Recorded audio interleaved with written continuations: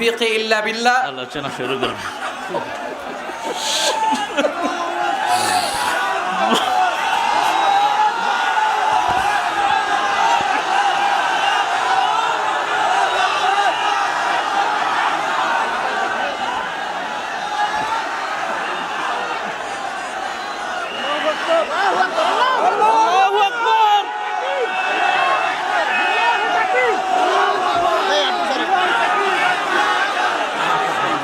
পাশে কোনো লোক আসতে দেওয়া যাবে না।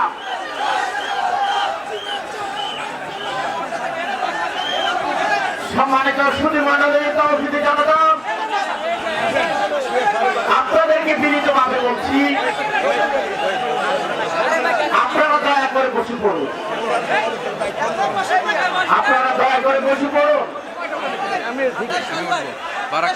মিডিয়ার ভাইদেরকে বলছি, দেখাবে উযকুর ইসমি ফি তাহাজ্জুদি। ইনশাআল্লাহ। আনতে কামান জোয়ারিয়া সহ সবাইকে আদর।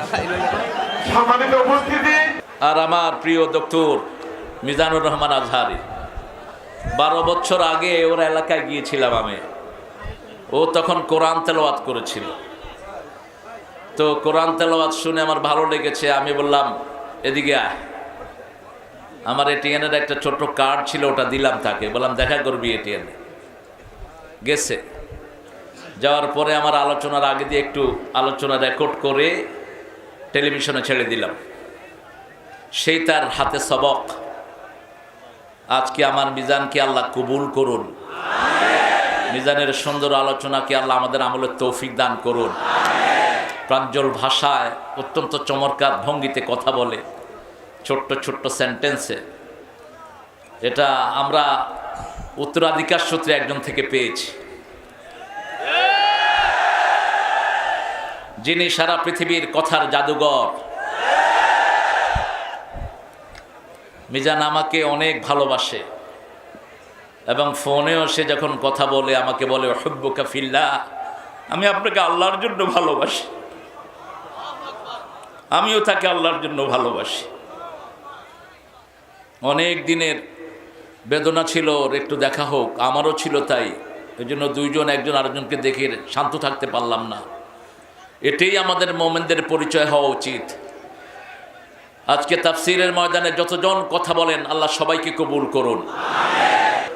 হযরতুল আল্লাহ মাওলানা তারিক মুনাওয়ার ভাই অসাধারণ চমৎকার কোরআন থেকে কথা বলেন। যাদেরকে দেখে দেখে আমরা কথা শিখেছি, যাদের অনুপ্রেরণায় এই কোরআনের ময়দানে আমরা এসেছি, তাদের মধ্য থেকে অন্যতম হচ্ছেন আমার শ্রদ্ধাভাজন বড় ভাই আল্লামা তারিক মুনাওয়ার ভাই। সে অনেক আগে ভাইয়ের সাথে দেখা, কত সালে, 2007-08 দিকে বোধহয়। তার মানে এক যুগেরও বেশি ভাইয়ের সাথে দেখা নাই। মাঝে মাঝে ফোন আলাপ হয়। আমেরিকায় যখন থাকতেন মাঝে মাঝে কথা হতো। অনেক ভালোবাসেন আমাকে, অনেক স্নেহ করেন, খোঁজ খবর নিতেন খুব। বলতেন মিজান আমি নাই, তোমরা কথা বলতেছো, এত বেশি মাহফিল রেখো না যে স্বাস্থ্যের ক্ষতি হয়। প্রতিদিন গরম দুধ খাওয়া। বড় ভাই যেমনি ছোট ভাইয়ের খোঁজ খবর নেয়, এভাবে খোঁজ খবর নিতেন। অসাধারণ ভঙ্গিমায় কথা বলেন।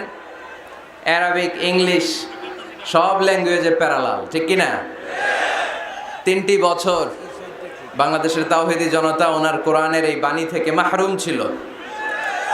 আবারও আমাদের প্রিয় বক্তা আমাদের মাঝে ফিরে এসেছে। আমরা সবাই পড়ি আলহামদুলিল্লাহ।